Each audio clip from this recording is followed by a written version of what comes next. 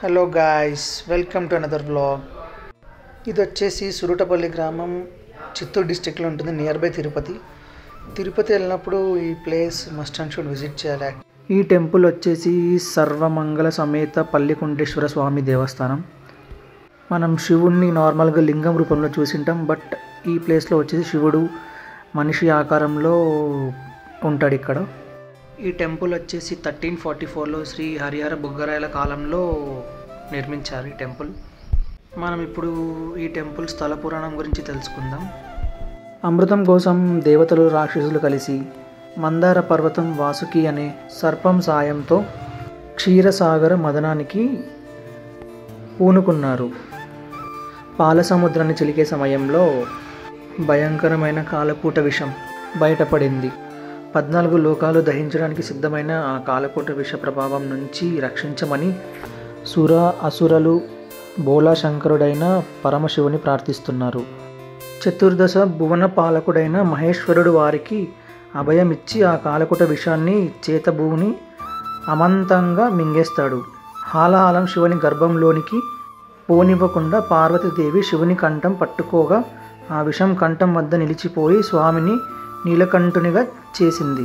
భయంకరమైన ఈ కాలకూట విషం మహాశక్తివంతుడైన పరమశివుని సైతం కాసేపు మత్తెక్కిస్తుంది.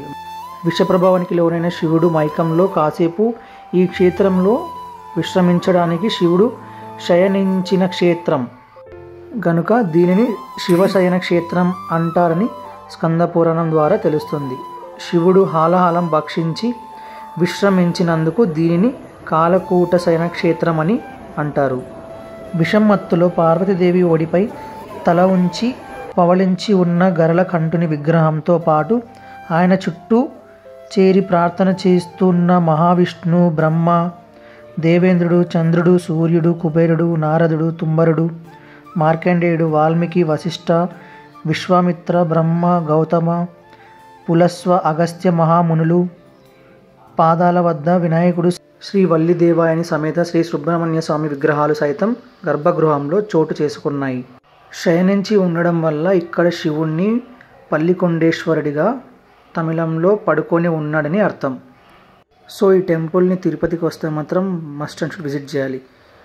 బికాజ్ ఇక్కడ శివుడు మనిషి రూపంలో ఉంటాడు కాబట్టి ఇండియాలో ఎక్కడ ఇలాంటి విగ్రహం మనం చూడం, కేవలం ఈ సురటపల్లిలో మాత్రమే ఉంటుంది. సో తిరుపతి వస్తే మాత్రం తప్పక దీన్ని విజిట్ చేయండి. It's around 80 kilometres from Tirupati.